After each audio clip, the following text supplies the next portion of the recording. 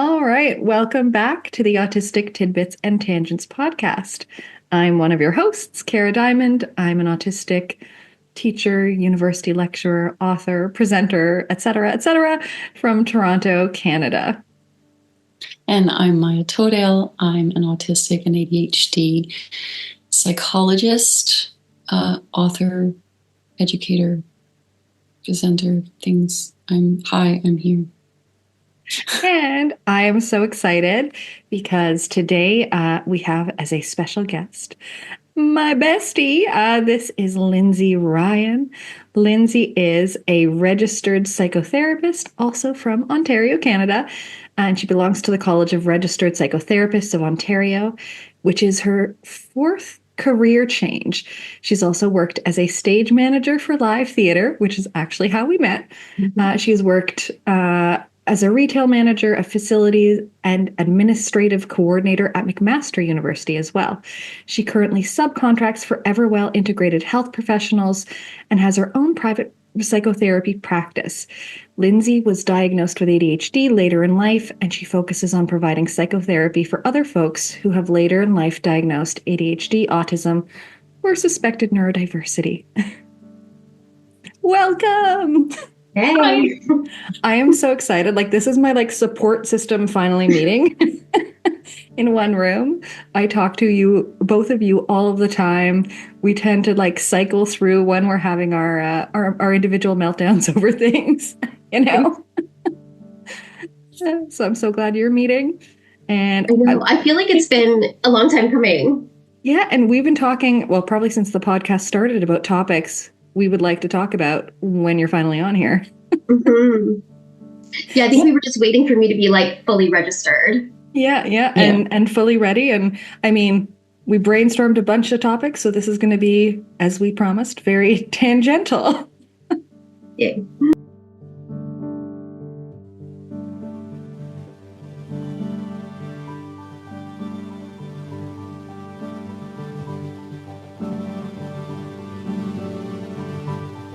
Welcome to Autistic Tidbits and Tangents. Candid conversations between autistic off-hour professionals. With lots of tangents in different accents. Cool.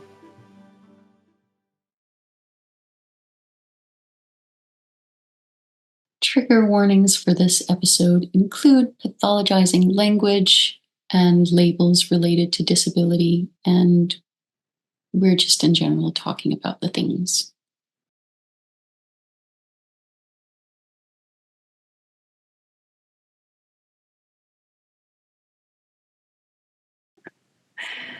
I am really thinking about the power of friendships between neurodivergent people.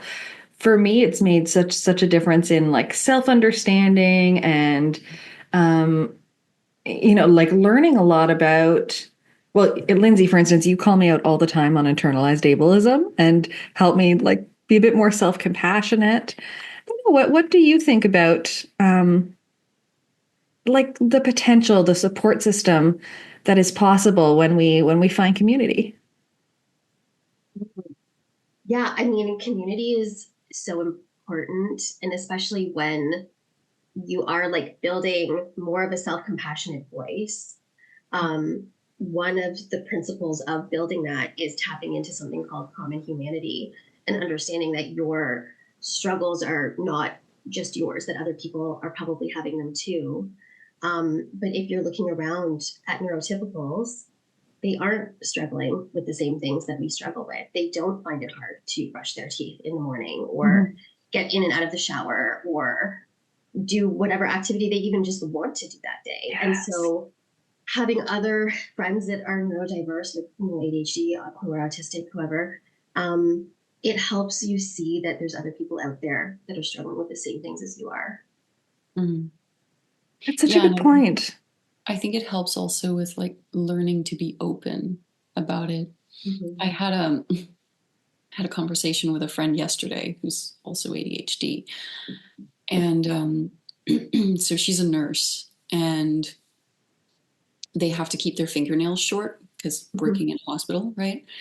And she tells this story of this one time where she'd managed to get to work with 9 fingernails cut and 1 long one.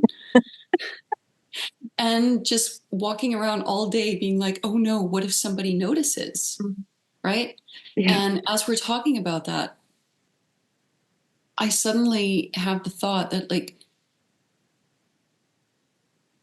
a neurotypical person wouldn't be embarrassed about it. They would just go to a colleague and be like, hey, do you have a nail clipper? Or like, Yes. Or they would have gotten them all done. Also, they would have gotten them all done. Yeah, but like even if they managed to somehow end up in that situation, like there are options for strategies other than just walking around in shame all day and blaming themselves constantly, rejection sensitivity, and it's only as we're talking about that she's like, oh yeah, I actually didn't have to be ashamed of that. That's really powerful because I completely relate to that. Like it's such a simple thing, and I would never judge somebody else for having one nail. I assume they were a guitarist. You know what I mean? Something like that. If I even noticed. Yeah. But so often we internalize what we feel as shortcomings as, evidence, further evidence that there is something wrong with us, like deeply wrong. Yeah. Yeah, so I think it changes the kind of conversations that you have when you have other neurodivergents to talk to. Yeah, and that idea too, like, as much as other friends or family members can be supportive and have your best interests in mind, being told things like just don't stress as much, or the pieces of advice that you sometimes get that don't recognize your unique neurology, like it's not necessarily helpful. Lindsay, what were you going to say? I was going to say, even being able to connect with people and having that connection be around special interests, or just even sharing different special interests with each other, even if they're not the same, but you can leave space for, hey, you talk about yours and I'll talk about mine. And we're not going to judge each other. We're going to meet each other where we're at. I find the people in my life who I've sort of clocked as maybe neurodiverse, or who do have a diagnosis, there can be such a deep connection there. Yeah, absolutely. Definitely. That level of understanding. And I know, like, both of you, I get that from, and it's really been, I would say, transformative in my developing understanding of myself. So yeah, thank you both. Now, but it's also an interesting journey for you, because when we met, you weren't diagnosed. I mean, I suspected, but I had so much imposter syndrome about it, Remember our first conversation, Maja? Like not a recorded one, but we had a Zoom and we were both masking so hard. We're like, oh, I'm on my best behavior. I don't know why. Like my mask version of myself is, I just made them have a bit of an accent. We were very professional. Yes. We were very, very professional. Yes. Acting. Yes. Definitely. Which collapsed fairly quickly within a few conversations. And yeah, but I think that's something that happens. So when, I don't know if you experience the same thing, Lindsay, but I find that my autistic clients tend to hold on to their masking a little bit longer, whereas ADHD clients, they may try to mask, but it's so hard for them once they're in a safe space. It's like the cracks appear much faster in that masking, and then all of a sudden it's just ADHD is all over the table. Like, but just the blurting. Yeah, no, I definitely find, especially if I can establish rapport early and create that safe space early, I do witness like the cracks come out, or like the mask come down a little bit quicker with me. But there is like a weird thing I've noticed around how my clients will sometimes travel through the world. because sometimes it's, well, I can't put this mask back on, right? Like that was too exhausting to wear it. And like, I can't access that part of me anymore now that I know I don't have to anymore, right?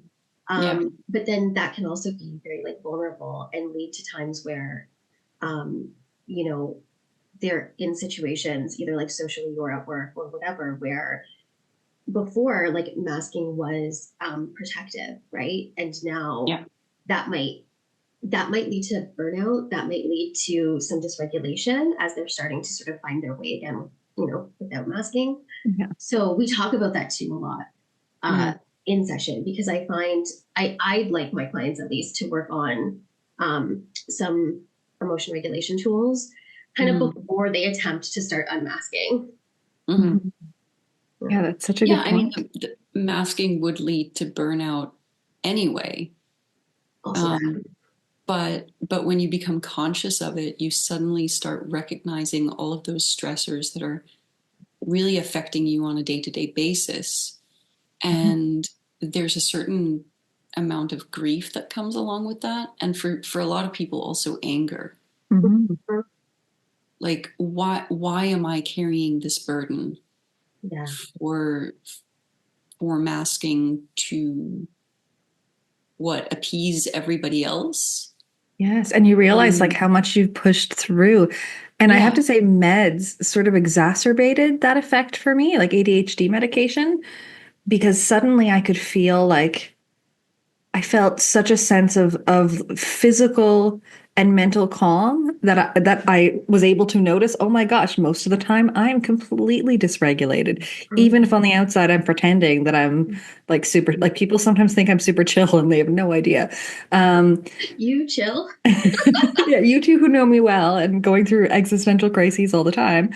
But like to actually viscerally feel the difference and go, oh my gosh, I am just spiraling all the time through like flight and freeze, you know, all of the time to every single little request, and feeling the difference made me so aware that that's what is normally happening, and how sad that is, that like that has been my existence for almost 40 years, you know? Yeah, that experience of like, wait, this is how everybody else lives. Gets to feel like they get to have this. Yeah, that's definitely a frustration and a part of the grief process that comes with the diagnosis, right? Yeah, I have found, I mean, many people do find the diagnosis like very validating, right? And that might be their sort of primary first emotional experience, but then you're right, the grief and the anger come after. And a lot of people will, you know, be angry at caregivers, right? Like, how did you not notice? At teachers, right? Like, did you not see this? Doctors, like, why did I have to diagnose myself? Like, and then go to the formal assessment thing. So there is lots of anger, and we do tend to process that a lot. But also itself, right? Because like, at least in my case, I have successfully hidden from almost everybody, unless like how like things that have been hard for me, that it like I'm sure my parents would have helped me if I'd been like, I'm being really badly bullied as a child, like, you know, but I kept, who knows why, I just was like, I don't want to cause trouble for anybody else. I don't want to impose. I don't want to be a burden. I don't want, and so I was always masking, high masking individual, right? It comes back to that shame thing, right? Because if I say I'm struggling, that's shameful. It's not, but that's what we think. And like, that's one thing I've finally been able to talk about and admit to in the last couple of years, often because of my conversations with you, right? I think we're socialized with that idea that if you don't fit in, or if there are things you can't do, then that is shameful. And as you said, Lindsay, like it's wrong. It isn't actually something to be ashamed of, but we are just raised with that idea. And I think in society, in a broader sense, we still stigmatize disability to a kind of extreme degree. Even physical disability, but certainly anything psychological or behavioral that people struggle with. It's like you're not allowed to feel that. Yeah. Well, it's seen as a personal failing and not a trait or symptom, right? Yeah. Yeah, it's very often seen as something that that the person themselves is responsible for, and they're responsible to fix it, rather than it being a problem of society not having that space for you. There's also like a like line, right, between accommodating for symptoms and traits and being kind to yourself and compassionate, and also creating systems or creating sort of that sort of what Kristen Neff calls the yang compassionate voice, which is this heat energy, this like activation energy to do the things, right? Like we want to be compassionate, but we also want to like be there for ourselves and motivate ourselves and do the things. And I think sometimes, oh, that's my 5 ants alarm, but I already took it today. Sometimes we have to like motivate ourselves to do the things. We owe it to ourselves and we owe it to the people around us, right? And so it's okay to say, yeah, I have time blindness. And so that does make it difficult for me to sometimes get ready in the morning and know that I have to be out by a certain time and get everything I need to get done in that time. But I also need to create some systems, need to create alarms, or need to create checklists or whatever I have to do. So we have to accommodate ourselves, but do that through motivation as well. Which can be so hard. It is. I think for me, it's become so much more obvious since having a child. And the distance between myself as a mother and neurotypical mothers it's just wild. Like, it's better now that like my baby's approaching 18 months now, so she's capable of, playing on her own for a little while and not getting hurt all You're the not time. as scared, you mean? Yeah, I can go and brush my teeth. I might have a toddler clinging onto my leg while I do it, but some days I don't, which is pretty great. But that whole infant period and the period of time where she was kind of like getting into the toddler stage, but not independent at all, where neurotypical mothers somehow manage to do things like take care of the baby, take care of whatever, take care of themselves. I can either take care of the baby or I can take care of myself. I cannot do both. And that is, I think, because I've always compensated with management strategies, time management strategies, and like intellectually overriding my own lack of dopamine. Right. Like I've been tricking myself into doing things. I used to say I was fueled by sheer willpower. Like, you know what I mean? Yeah. And then all of a sudden I couldn't do that anymore. Yeah. And I think the intensity of that realization of how disabled I actually am when it comes to executive dysfunctioning, switching between tasks and all of that. Like, I don't think I fully realized, because I'd been masking and strategizing my way out of it. Yes. And all of a sudden, because I'm faced with a different life situation, I have to like rework all of my strategies. Yeah. And suddenly, like, Wow. Wait, you're actually still disabled, by the way. Yes. Yes. I find that too all the time where it's like, okay, some aspect of life changes. You both know I had a flood in my basement in July, and it's just been an ongoing stressor and it's not resolved. But just that has like dysregulated me so much that other aspects of my life that I was coping with and having fairly decent strategies, like it's like the bottom fell out of everything, Yeah, and add to that, like Mhm. it was fairly recently after a move. Yes, also So true. like, So you've been dealing with one big stressor, and here comes another, by the way. There's also like grief that comes with that too, right? Like when you've been coping well yeah. and you're like, okay, I got this figured out. Like, okay, I'm medicated now. I've got all my systems in place. I'm doing the life, pat on the back. And then something happens and it throws you off, and then you're dysregulated again. And, recognition of, yep, disabled, this doesn't go away, right? There's a grief that comes with that too, because you were like, I thought I systemized myself out of my disability, right? Like I forgot that this was here for a little bit. And so, I find you go through these other cycles of grief again of like, oh, this is actually something that's here forever. Now, okay, can I have a discussion with you, Lindsay?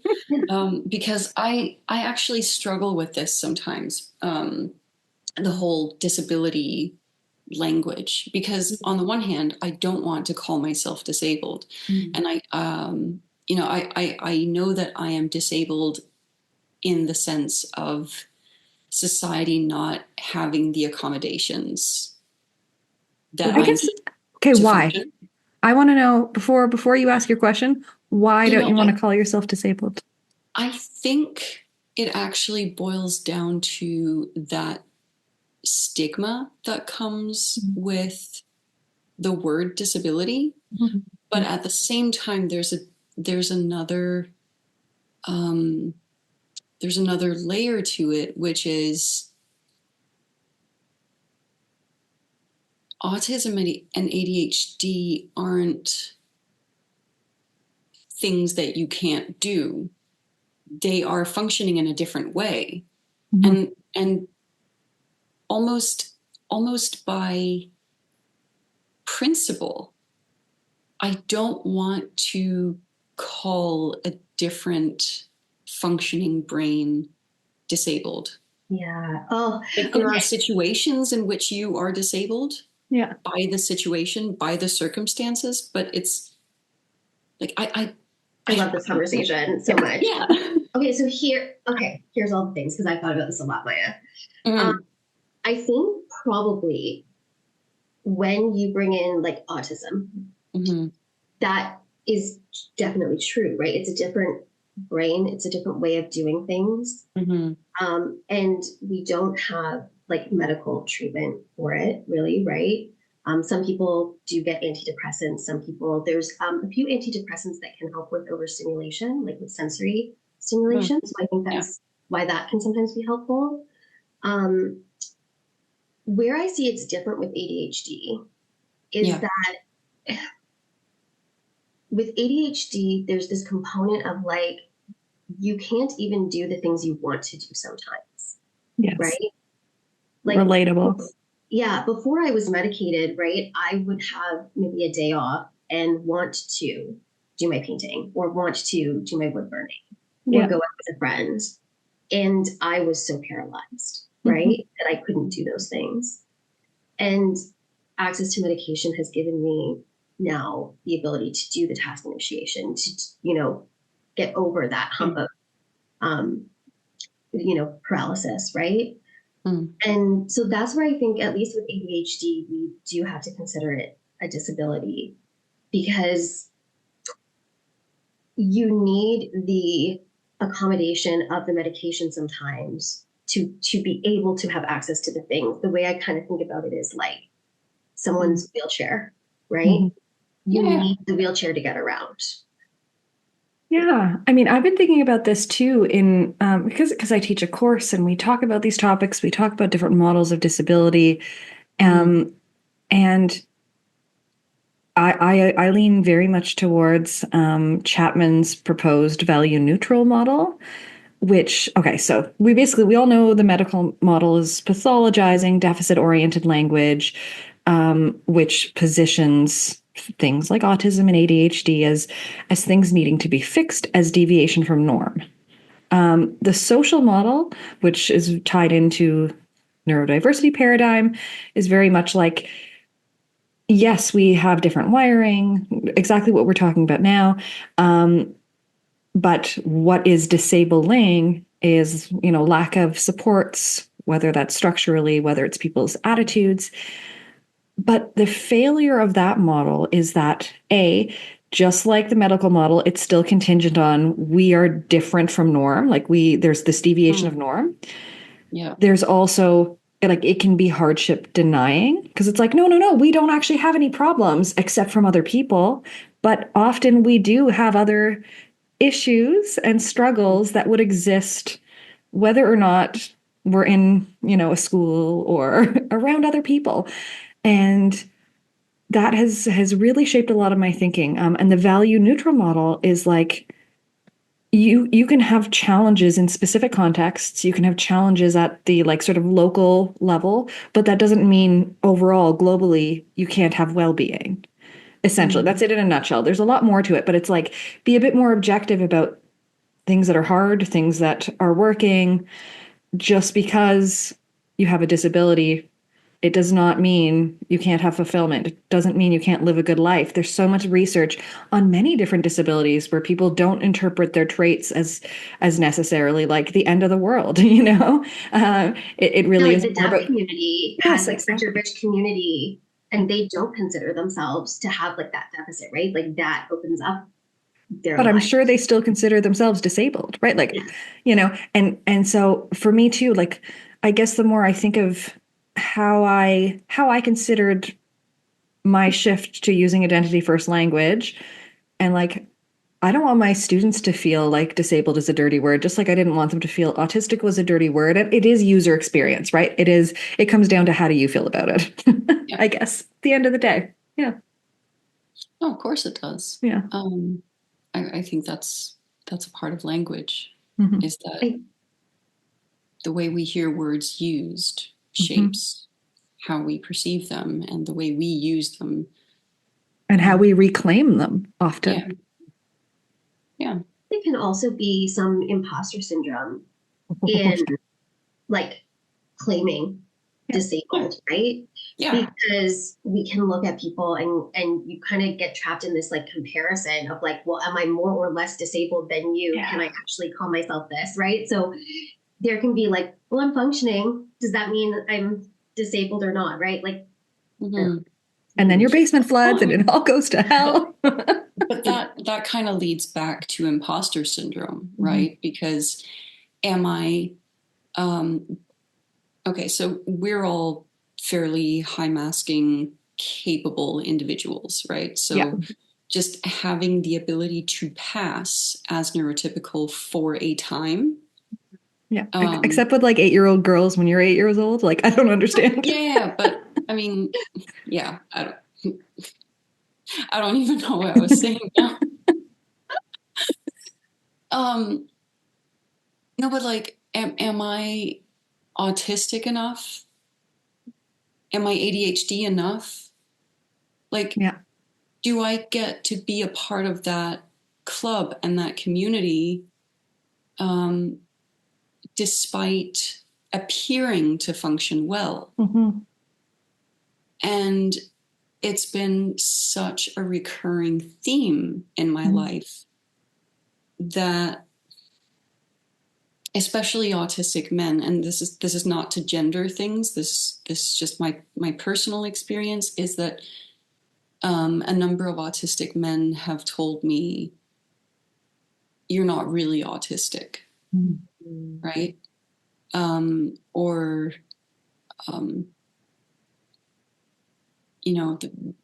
because you're pretty, or because you're masking, or because whatever, then you don't have our struggles, so you don't belong, right? Yeah. And And it's such a weird situation to be in, to be,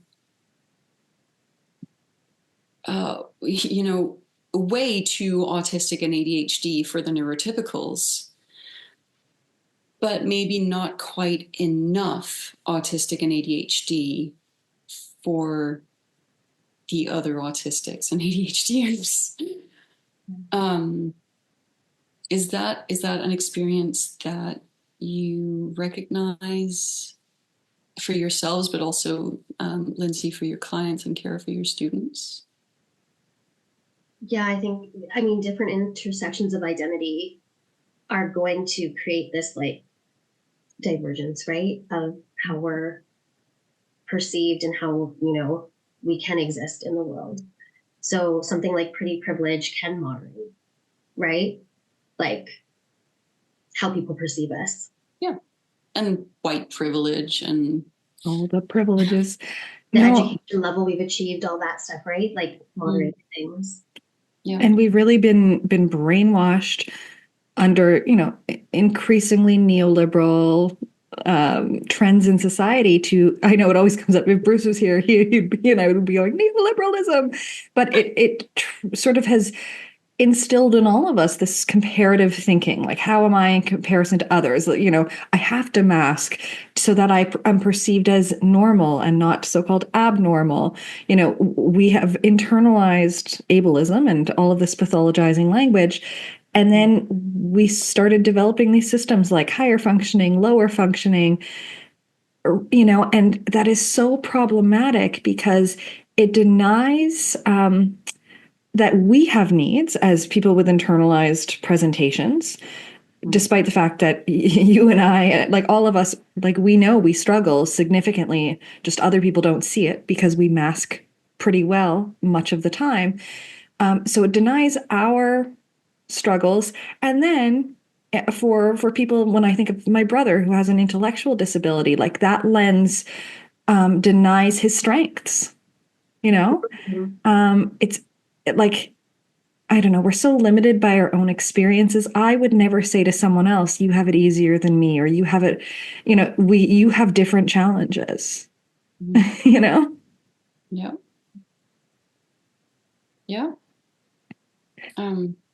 Definitely. But I also think that applies.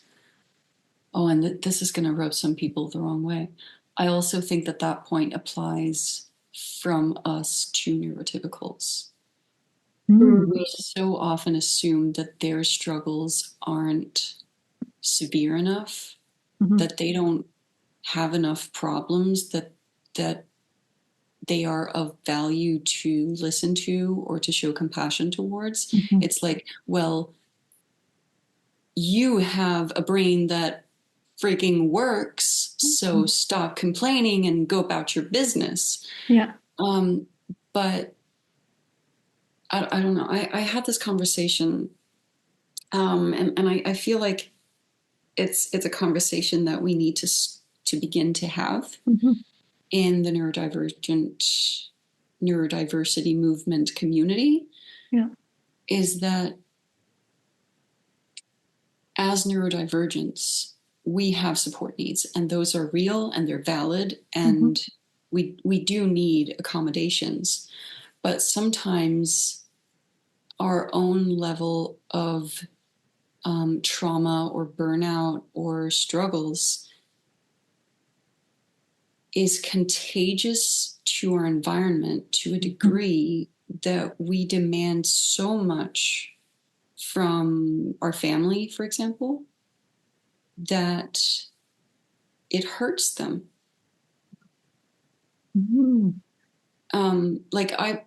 So this is not like, this is not me saying that autistic people or ADHD people or neurodivergent people are toxic to their environment. That's not what I'm saying. But what I'm saying is that our trauma can grow to an extent where what we require other people to do in order to accommodate us goes beyond what is like a reasonable adjustment. Yeah, and what is healthy for those people. Oh, I'm so excited you brought this up because I was hoping we were going to veer here because like this must come up so much in your work, Lindsay, especially with couples who either are, mixed neurotype couples, or even if you're in the same neurotype, you can have competing needs. Family Yeah. therapy. Almost always competing needs. Yeah. Tell me about it. Yeah. Oh, and this is something I've actually like really struggled with. I haven't been practicing couples therapy for very long. And what I have witnessed is sometimes there are, like higher support needs with one individual, which places a larger burden on the other person who may or may also have support needs. Did I say that right? May or may not have support needs. And it can start to be a harmful environment. It can start to feel toxic. The type of couples therapy that I have some education in and that I practice is emotion-focused therapy. And the principles behind that are if you can sort of reinforce or reconnect the attachment, so like the emotional connection between the people, and whether that's like a friendship or, a spousal relationship or a romantic relationship, that allows them to sort of be on the same team and then come at their problems from this sort of team effort perspective. And it's supposed to help build compassion for each other's experience. And I think that's sort of the biggest takeaway, right? Is that if you can meet each other with compassion, and if you can let go of some of the expectations of what typical or normal looks like, then you're going to have more success at being able to safely exist in these relationships. But it takes an amount of effort to like communicate those needs and communicate when you need the compassion or space or extra support or whatever it is, and whether the other person can give it or not. So I think it can be difficult for everyone around us. We can make it easier on them though. I think when we have the capacity to, so Kara knows this about me, and I hear that you talked about me as well. So maybe you know. I may know as well. Okay. I work a lot with nervous systems and with stress vulnerability and capacity for stressors, capacity for demands. And so what I see a lot is that when people come into my clinic, usually, of course, they're in a really, really bad space. Sometimes there's trauma involved. Sometimes there's chronic depression. Sometimes, years of bullying, so much stuff going on, right? And what I see is that when we are under a lot of pressure, when our nervous systems are stressed out, worn down, our capacity for empathy, for holding space for other people's emotions, other people's problems, other people's perspectives on interpersonal issues is diminished greatly.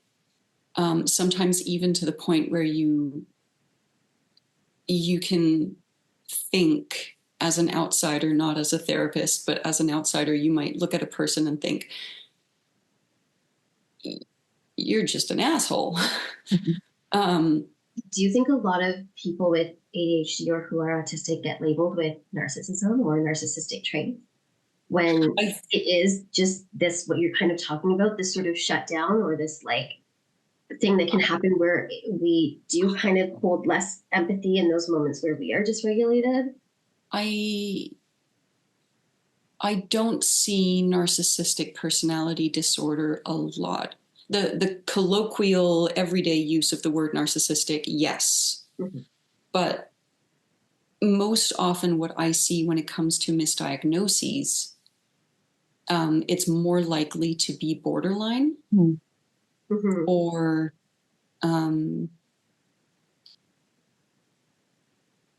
or an attachment disorder if they're children. That tends to be the more likely one. And then I see a lot of, well, I don't necessarily see them in my clinic, but we see them in the world. A lot of people who are given various diagnoses within the schizophrenia spectrum. And what we find when we treat burnout or trauma is that a psychosis might actually be trauma-induced or stress-induced and isn't a part of their underlying neurology. But I want to go back to that question, Lindsay, because I'm in a couple of like neurodivergent Facebook groups and different things like that. And someone shared like a personal struggle that they have in interpersonal, things where they will internalize it. They will blame themselves, feel like they've made a mistake, and end a conversation being like, I'm a bad person. This extreme response, like a self-esteem response, essentially. But the chat was very mixed because people were going, no, that is manipulative behavior. That sounds like a narcissist. You're shutting down the conversation. You're gaslighting. You want to manipulate them to get sympathy. And it was like, and I knew that would just interpreting what they said and knowing students like that. My partner can sometimes internalize everything as something's wrong with him. And it's like, no, the intent is completely different. One is like you actually want to be invisible and get out of the situation, and you don't actually want people to comfort you because you are beyond comfort, you are beyond help. And a narcissistic response would actually be wanting to manipulate your emotions to some end, and how completely different it is. So sometimes, based on our communication styles, any of us can be misinterpreted. And one of the ones that I find people have trouble understanding, whether they're neurodivergent or not, if this is not a trait that they have, is like if you are someone who needs more time to process in an argument, like I when I am emotional, my brain just freezes. I can't speak, I can't think, I can't tell you what's wrong, I can't tell you why I'm upset. Like I'm going to need at least an hour, maybe a couple of days. Yeah. But that can be misinterpreted by people as like you are shutting down the conversation. You're not letting me get a word in edgewise. But like someone else trying to force problem solving when a person is dysregulated is also problematic. It's like privileging one person's needs above the others, either way. Yeah. Well, this is where like EFT would say, you don't actually need to turn away from your partner in these moments or your friends in these moments. Even when you can't articulate what's going on for you, turning that to them and saying, I feel dysregulated. Yeah. I actually have a hard time processing this right now. I'm feeling uncomfortable in my body. Maybe we don't know the exact emotion because that's hard for us as well. Yeah. And then allowing your partner hopefully to say, okay, I see that, I've got you. I'm also feeling dysregulated. Let's come back later. Yeah. Right. But it takes that initial reach out of, I'm feeling like this and I need you to also come meet me where I'm at. It takes that bravery, right? In that. Yeah. And I think that's the part we're missing because we go to, I need to explain myself. I need to win this argument. I need to be able to articulate what I'm thinking or feeling. And we don't have to. We can just say, hey, person who really loves me, I really need you to just have compassion for me right now. And we're just going to come back to this later. Yeah. Yeah. But isn't that in part a problem of that we're not taught as children how to communicate through a conflict. Mm-hmm. Like very often I feel like we teach children to shut down their negative emotions, take them somewhere else. If you're dysregulated, then, either go into your corner or go to your room, come back when you're calm. Mm-hmm. Mm-hmm. And I feel like this is one of the things that there's a revolution happening with gentle parenting, and some people don't like the term gentle parenting because it's like, is it permissive parenting? But no, it isn't. But the whole approach to dealing with negative emotions is so different, because it is that idea of, if you learn as a child while you're growing up, obviously in age appropriate ways, to have negative emotions, and I don't even really They're like not that we call negative, them negative but emotions, because that's a misnomer, right? Because every emotion is valid at is times. doing something for us, right? It's not necessarily a productive emotion. It's not necessarily useful, but it is doing something for us. We might not know what that is in the moment, but yeah. So, but allowing children to have those emotions, helping them to work through them, helping them to communicate through anger, through sadness, through even things like disgust, right? Just learning to talk about it. And I hope, I don't know, we don't know yet, but I hope that when those children grow up, maybe they will have more tools in their emotional toolbox. Yeah, and even if they're hard to access, like in the heat of the moment, if you are able, and this, I surveyed my class last year, and I said, like, what is it that you actually need when you're upset?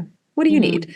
And pretty consistently, we all felt like, yeah, we definitely do need space, and we need to be able to talk later about the things that are bothering us. So it's like we can proactively tell people in our lives, and this is one of the things that works really well in my relationship with my partners. Like, we both know that probably both of us need more time to process if we're upset about something. To having those conversations and being able to say, when I'm really angry or when I'm really sad, like, I need time. You can share space with me. You can be there, just can't talk yet. I'll let you know when I can talk. So, yeah, teaching kids that. Bruce's daughter actually came up with a really cool system. It's she created a stoplight visual for her door, and it says like green zone. I'm fine to come, like talk, knock, come in. I'm ready. Red was like, I'm really dysregulated. If you really, really need me, you can knock, but please, otherwise I need my space. And yellow is sort of like, proceed with caution. I may or may not be ready. But just like a signal that she could use to communicate where she was. Yeah. And I think that's important as well, for kids and for adults, that when we communicate those boundaries and say, I'm not ready to talk, or I need a little bit of space, please don't hug me right now. Like, I know I'm crying, but I really don't want physical contact right now because it's going to make me feel trapped. Respecting those boundaries and allowing people to process emotions the way they do, and not forcing your view of how that emotion should be processed onto them. I think that's so vital. And it's a conversation that we're just now having when it comes to parenting, and that maybe we've been having it a little bit longer when it comes to relationships, adult relationships, but it's also very new. Kara, I actually had almost the opposite problem from you. So sometimes I talk about my upbringing. I grew up in a household that So for the most part, I only lived with my mother. And she was a very emotional person. And so when she would get dysregulated, it would be loud. It would be, outward, not violent in any sort of way, but certainly the volume and the words and all of that. So that was how I grew up learning that conflicts were done. Mm-hmm. And Kara, I think I've told you this story. So I met my now husband, Michael, when I was 19. He was actually just turning 17. And he's completely different, right? So I'm used to loud, arguing, Volatile, shouting, saying things I don't mean, all of that, because that's just how you argue, right? That's how you express yourself when you're not feeling great. And Michael, even then, is a very pensive person. So he would sit down while I'm shouting. I'm standing up. I'm walking and wanting to slam doors and do all of that. And he's just sitting and waiting. And then when I'm done with the shouting, then he's like, okay, what I'm hearing is this. I'm feeling that. I don't feel like that's reasonable. I don't like it when you say that. Like really, like I don't want you to talk to me that way. It's fair that you're feeling this and this and that, but and over a period of, I don't know, a year or so, it took a while, because behaviors like that, patterns like that are very ingrained in us. Mm-hmm. So it took a while, but slowly I took on his version of conflict management. Wow. So we've been together now for 19 years. And, little flare-ups happen now and again, especially when you have a baby. There's a period of time where things are just more stressed than that. But we don't shout, ever. And that's probably because you built trust that he's going to hear you. So you don't have to shout, because you don't have to access loudness in order for him to hear you. You just trust that he will hear you. Yeah. Oh, but also I had to learn his strategy of sitting down, taking a moment, actually being quiet for a while, reflecting on what it is I want to say. What message is it I actually want him to hear? Because I hadn't learned how to do that as a child or as a teenager. So I had to learn that. And I think to an outsider, it must look a little bit weird, because a conflict between us is one person saying something, then there's silence for a while, then the other says something, then there's silence for a while. And then, like, once emotions are, at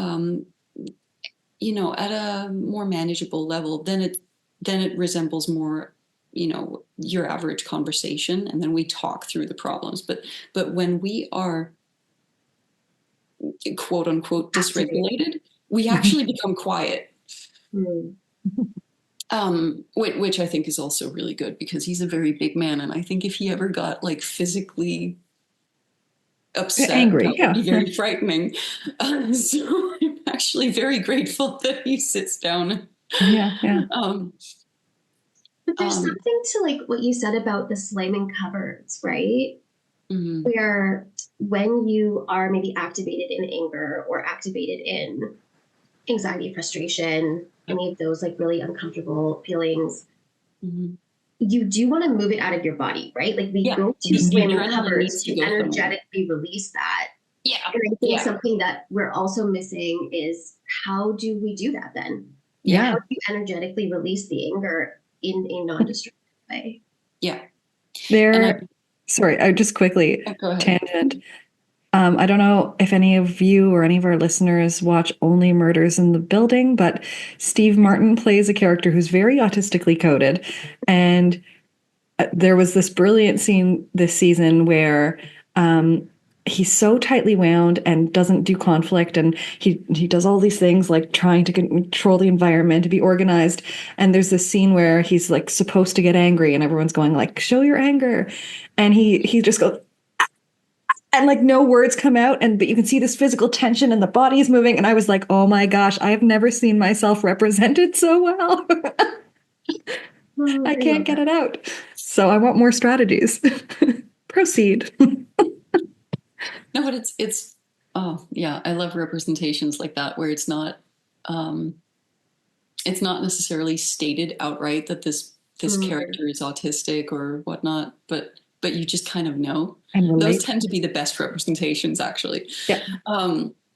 Yeah. So when it comes to emotions like anger, there is that rush of adrenaline in your body, and the way to deal with adrenaline is, as you said, we need to move, because adrenaline is pushing our body to do something, which is also why people might want to hit or throw things, hitting a pillow or whatever, obviously a lot more productive than hitting other things or people. But yeah, adrenaline makes us need to move. Mm-hmm. So obviously we do need to have that. And I would say that if you have functioning legs and feet, something like going for a walk, don't go for a run. Don't go for a run, because that can actually keep the adrenaline going if you are pushing your nervous system to stay at that intensity level. So instead, go for a walk and, use that physical momentum to keep going for however long you need, but also know that when we move, we think better. Like, moving is going to help you access your cortex again. And so that's going to help you think through the emotions that you're experiencing, why you're experiencing them, what is it you actually want to say, what is it you're actually upset about, what are ways that you might resolve things, right? And if you can, walk with the person you're having a conflict with, but if you can't, take a walk separately. Come back.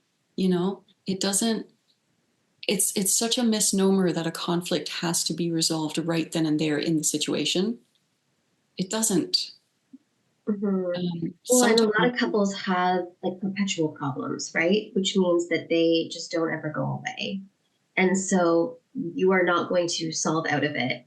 But I think as a society, we also just have a very low tolerance for emotional discomfort. And so usually the argument is escalating because each person is trying to stop their own discomfort. Yes. By achieving what they're trying to achieve in this like sort of problem-solving way. And really, we just have to get okay with some discomfort, because likely that problem is going to come up again. Those dishes are not going to get done again, or whatever, right? I feel called out. No. I called myself out. I know. He literally just got home from his night shift, and I'm sure he's... Yeah. No, it's true. It's true that, but I mean, we also aren't shown good ways to manage or cope with being in discomfort. Well, and like you said, we were taught that emotions are bad, like certain ones are bad, and we shouldn't have them, which also adds like extra layers of shame, and I shouldn't be feeling this way. And there's that aspect to it, which is the socialization and your upbringing, but I also was actually thinking about media. So the stories that we read or see, a lot of them show that the way to cope with anger is violence, or the way to cope with sadness is self-harm or lashing out at others. So we're shown all of these kind of dramatic ways of coping, which make for great stories. But they don't make for great well-being in your own life. Good point. You and Michael would not be a good show if you sit and you have these calm conversations. We would be so boring. We would be so boring. Yeah. Like follow a toddler around. That's a great show. That's a great show. Because the dysregulations and the quick flips between emotions and the lack of impulse control and all of that.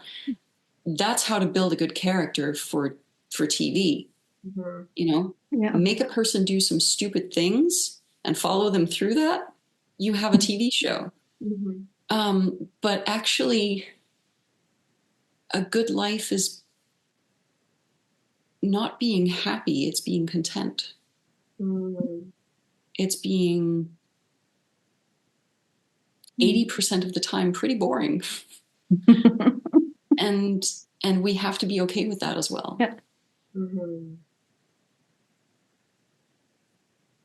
I mean, I'll be honest, sometimes, okay, this is a strategy I don't actually tend to share because I tend to be embarrassed at my own weird strategies. But honestly, this is one of the best strategies I have. I'm a role player, and I have been a role player for my entire adult life. And there are characters that I really, really love. Like, they're just interesting to me, or I like playing that character. So at some point, and this actually started with not being able to fall asleep, but it's become so much more than that. Sometimes when life is hard or boring and I just have to get something done, or I have to regulate myself through doing the dishes yet again because they haven't been done and I'm so frustrated with myself, I will role play my way through it. Interesting. So I could pretend, for example, that I'm someone's friend. I came by their house and their dishes weren't done. And so I'm just going to help them do the dishes. Such a great, like, solution-focused intervention there. I'm like... And I think that's something to think about too, like for clinicians, right? When they're working with us folks, typical strategies might not always work, right? No, here. So you do have to get creative, and you do usually have to meet people up, you know, with what their interest is, what their values are, and, you know, what has worked for them in the past, right? It might have to be kind of creative. Yeah. I mean, Lindsay knows this. I use body doubling often with her, where we'll like talk through what has to be done, or call each other, or zoom through the cooking or the dishes or the organizational tasks. And my favorite is like adding challenge. And you and I have both talked about this and use the strategy, but like, you know, let's just put on the kettle and see how many dishes we can do, and like remove the pressure to do it all. And usually you still do it all. It's just get over the hump, you know? Yep. It is very often with ADHD and with executive dysfunction in general, it is getting over that, getting started. Yes, which can be so hard, like so hard. Well, and also like the framing of this is quite effortful. Because I've noticed, so Karen knows this, I've started to see a personal trainer. I've been going to the gym since probably June, and my body is stronger now. And so things like carrying my laundry basket down 2 flights of stairs and then bringing it back up again is a lot less effortful than it was a year ago. And so I'm less resistant to doing it. And so there's that amazing. too, right? Like when we perceive things to be effortful, we're going to resist against it. Yep. Oh, yep. Absolutely. You know, like, are there any other, I mean, dysregulation, managing the little things, the things that don't feel little, but are, you know, what are other big issues that might come up in relationships related to neurodivergence, I guess?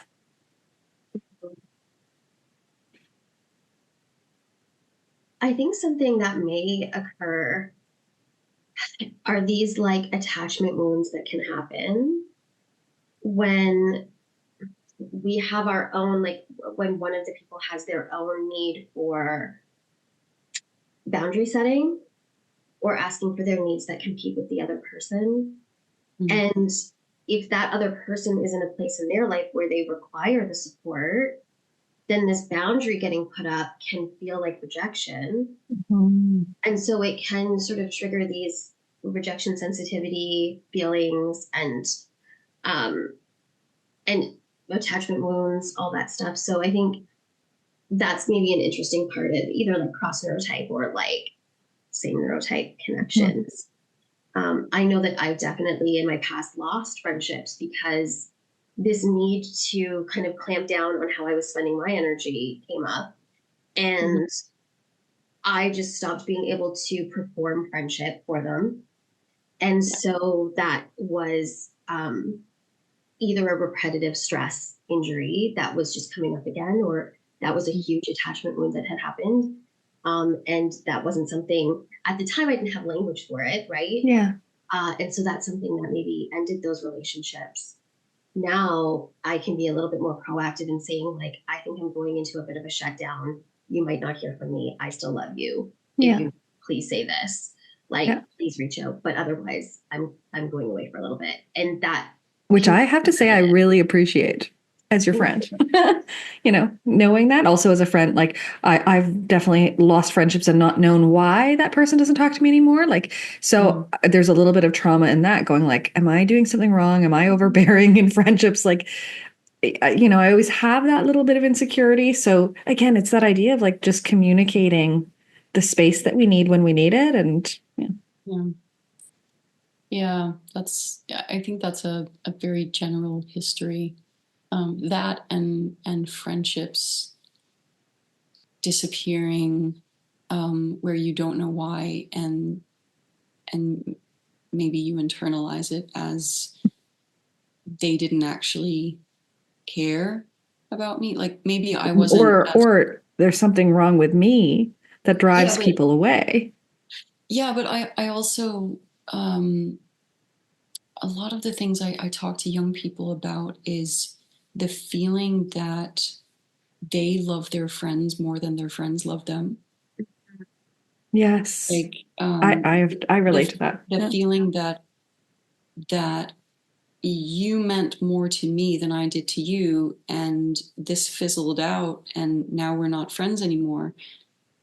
But this friendship actually really meant something to me, and I don't know why, you know.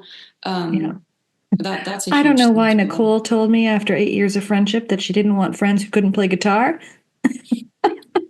Not that I hold grudges. All right, Nicole. So another thing that I thought of as you were talking just now, Lindsay, is another issue that comes up in relationships with neurodivergent people. And this comes up on both sides, but I think it's just, I don't know, the challenges associated with it can be exacerbated by neurodivergence, is when one partner is dealing with long-term stress, burnout, depression, maybe going on stress leave, or maybe like I've just been through postpartum depression, right? It could be all sorts of things, but these issues that they're not happening for an hour or a day or a week even. They're happening for months and months and months. And, you know, even if you've been in a relationship for a fairly long time, if your partner then suddenly has different support needs, that whole change in the relationship dynamic, I don't know. Do you think that's harder in relationships that include neurodivergent people? Oh, probably.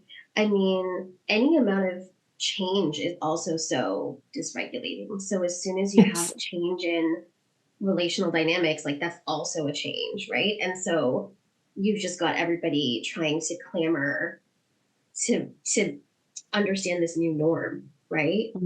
And exist in it. And sometimes, you know, the support needs of one person might not be the strength of the other partner or the other friend or whoever. And so now you're asking them to perform something that is hard for them to do. Yeah. Right? Yeah. I think this is why we always have to like return to compassion, because you also have to question like what are our standards, right? Like, does it actually matter if these dishes didn't get done? Or does it actually matter if I didn't change the sheets when I said I was going to change the sheets and we do it next week instead, right? Like, if it's not harmful, like from like a sort of, I don't know, bacteria perspective, right? It doesn't matter. And I think people have pretty high standards, you know, and I think they're also afraid to ask for help. Like something that I'll talk about a lot is, can we outsource stuff? Yes. Can we automate things? Yeah. And I think, Kara, you were the first person to kind of be like, you should get a housekeeper. You should get someone to like come clean your house if you can't do it. And I was so against it at first because I was like, no, I am working class. I grew up very like working class. And so the idea of hiring someone to clean my house was like, felt very weird for a lot of things. And it felt like an expense that I couldn't do and a bunch of stuff. And then I really had to like just frame it as, this is cheaper than divorce though, $100 a month, you know, like realistically. So and like, yeah, what would you pay for a bit of peace of mind? I mean, I don't currently have a housekeeper, but I do hire a neighborhood kid to, you know, if it snows, to clear the driveway on a school day, so that I don't have to get up early and do it myself. Yeah. We moved from a like relatively mid-sized apartment about 6 years ago, something like that. And we moved into a relatively big house. Big by Danish standards. I don't know. It's the thing is, I tend to suffer from migraines and tension headaches, and my feet don't really work the way other people's feet do.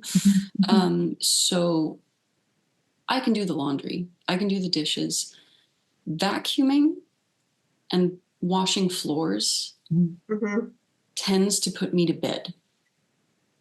Gotcha. Sometimes for days. Wow. So when we moved into this relatively big house, we were trying for probably a year or two and just recognizing that it's not happening. And so we ended up actually getting is it called a house cleaner, or there's this woman that comes by every 2 weeks and she cleans the whole house. Nice. And the thing is, it's not just a cleaning service. It's also a prompt for my ADHD self. Yes. Keep it to clean. tidy. Yeah. Yes. 100%. Yeah. Because I have to get the house ready, because I don't want to be paying extra hours for her to declutter. Yeah. No, like that doesn't make any sense. Like I can do that. I can physically do that. That does not give me a migraine. So it's like it's making me prioritize my time differently. It's making me think, oh wait, she's going to be here tomorrow. So I have to get this done today.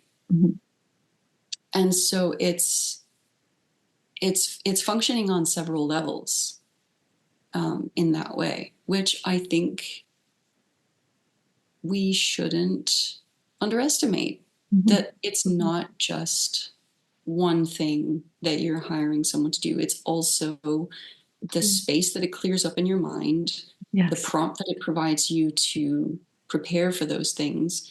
And then like, yeah, there's obviously a financial burden involved. And if you can't afford it, then you can't afford it. And there's no shame in that. We do live in an economy globally that is terrible, very different from the one that our parents had, you know. But if this is something that, if this is an accommodation that is available to you,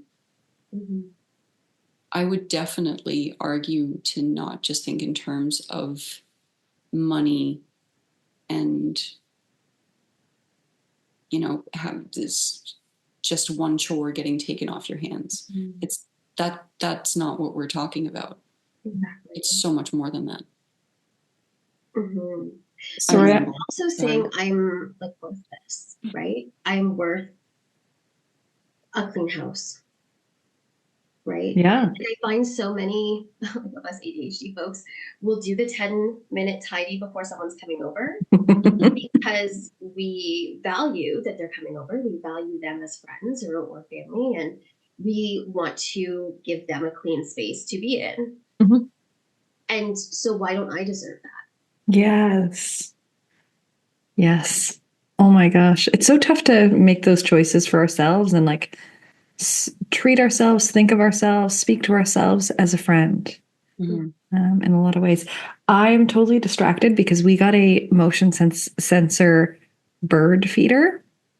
And I keep getting alerts that birds are at the feeder. And yes, I could just look with my eyes because it's just over there, but like getting camera shots of the birds. And it's the first notification, like first couple of notifications I've just gotten now. So, which is very exciting. New special interest potentially. You must get awesome like wildlife by you because you've got so much like trees and everything around you. Oh my gosh, he's so cute. This is better than having a Tamagotchi, you know? Gonna be like, there's my little bird friend. He's back. So, yeah, we've got the occasional frog. Ooh, interesting.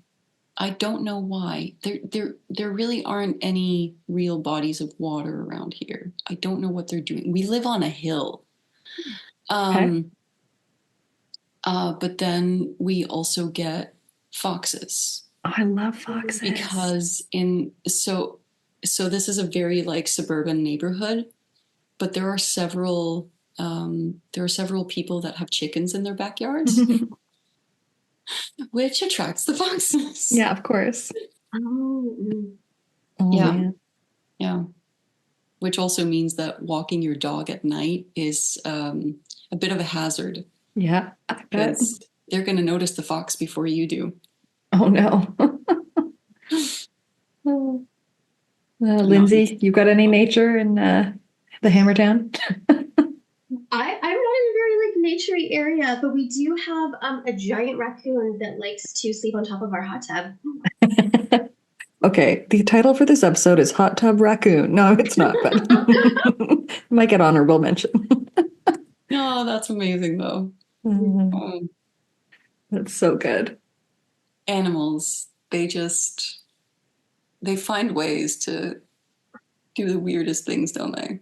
Oh, don't get me started. I could tell you a million bizarre cat stories, but I try to mask that side of me. Rein that in. Oh, man. Well, This was really lovely, and I'm so glad we got to chat and talk a lot about emotions and masking and relationships and I guess like advocacy as well, self-advocacy and for needs. Is there anything else, like any last points, Lindsay, that you feel are important to mention? I think for me, what I'm noticing is the community that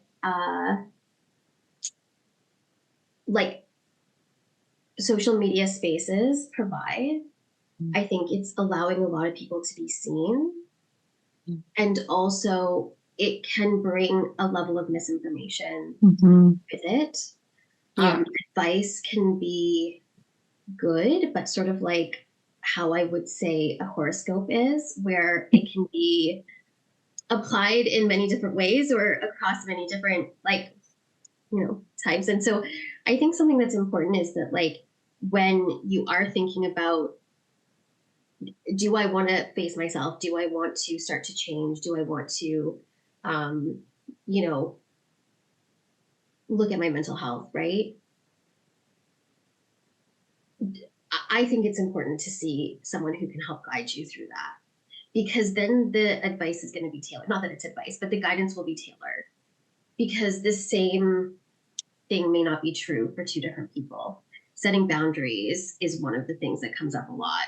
People don't understand boundaries based on what social media kind of presents them to be. And I have to kind of undo a little bit of that with my clients when I see them. And so don't be afraid to reach out for these free consults, to find a therapist that's going to work for you, that's within your budget. There's so many student therapists that can provide affordable care, and different directories that can provide affordable care. You don't have to do it alone. And having that processing space is so different than like engaging in a Facebook conversation, you know? Absolutely. Can I add something to this? Because I just had a conversation with an autistic friend a couple of days ago. And what they're going through, I had to talk them through this point. A good therapist will never pressure you to keep seeing them.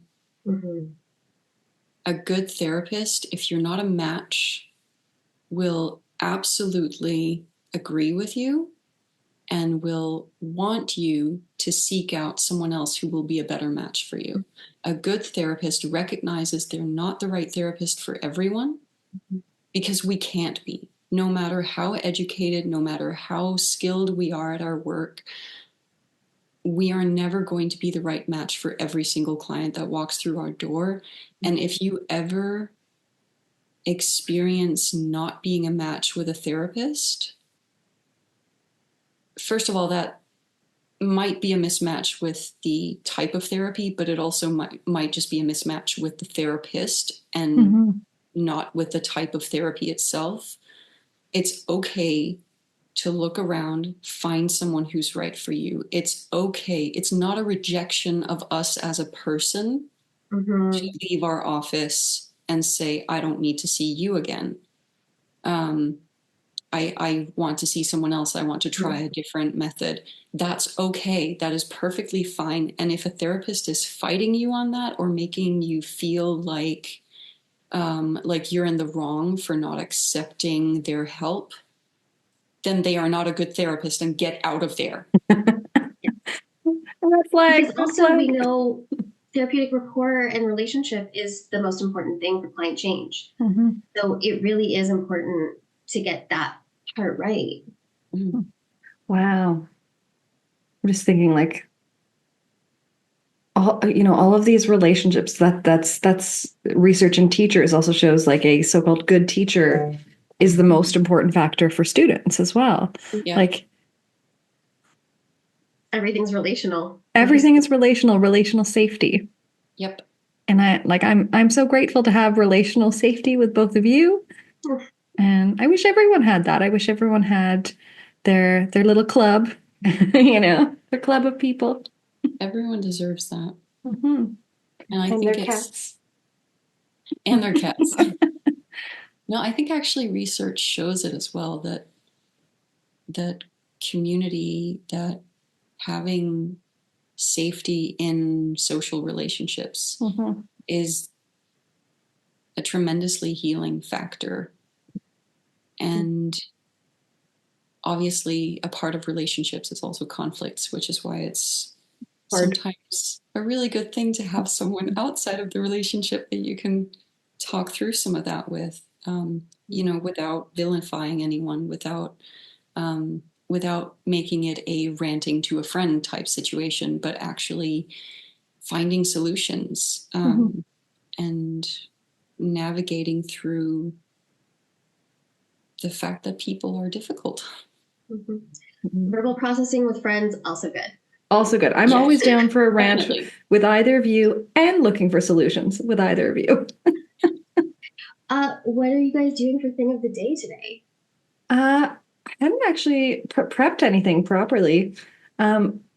Maybe, is there something? Because I know you talk a lot about Kristen Neff. Is there something from Kristen Neff that's worth including?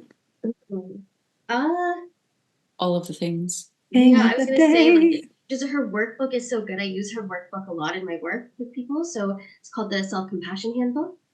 And I find with almost all of my clients, I'll draw on at least some of her work, and we'll assign some of her chapters for homework for those of my clients who will do the homework. Just not everyone. And so if you do feel like you're struggling with some critical inner voice stuff, that's a good avenue to go. Oh my gosh, I'm gonna have to pick that up. I feel like I could use it. I'm sure I have clients who could use it in my coaching, and I can, and probably in my teaching, I can probably adapt some of it too. Probably. Yeah. Just like I've adapted Maja's work. So there's another bird. Yes, and Maja, how are we pre-ordering your book? Because I tried to go on your site. You're not allowed to pre-order it, Lindsay. You said in the last episode to pre-order it. But then I said, except for the one friend that I don't want to pre-order it. I'm not allowed to pre-order You're not allowed to pre-order it. Understood. You specifically, Lindsay, are not allowed to pre-order it. But everybody else should. Let's be very clear. I mean, so it should be available pretty much wherever you get books. So if you just go to Google or wherever you do your searching online, just type in energy accounting book. Maybe add my name, Maja Todale, or Tony Atwood, since he's the co-author. Some combination of those search terms should get you a bunch of places where you can get the book. And it won't be a pre-order by the time this episode is out. No, actually, by the time this is out, it will just be ordering the book.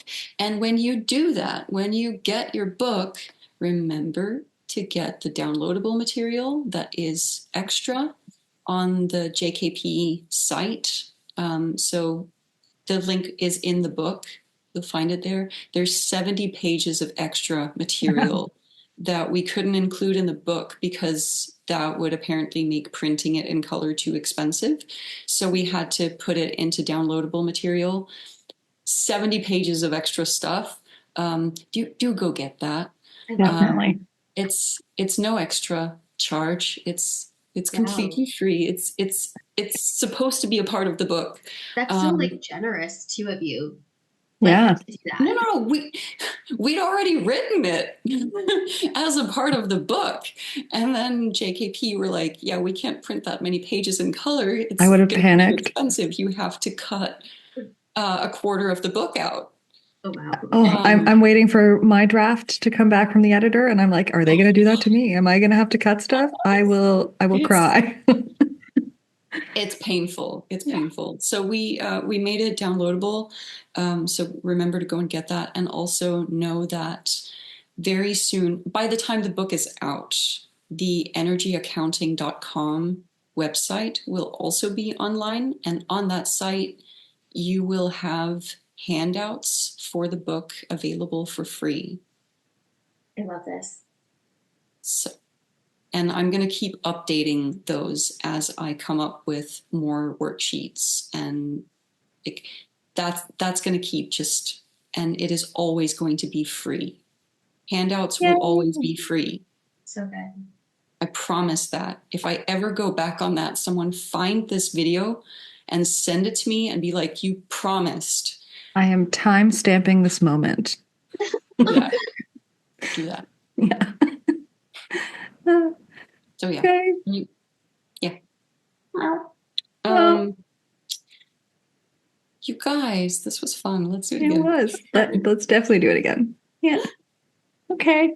Well, thank you both. Thank you everyone for watching.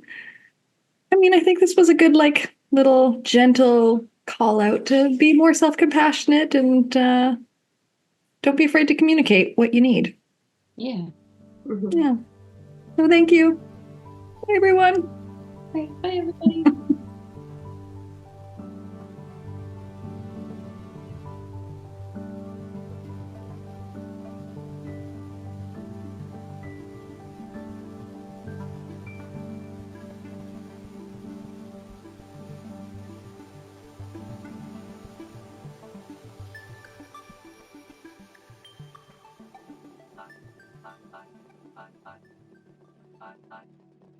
Autistic tidbits of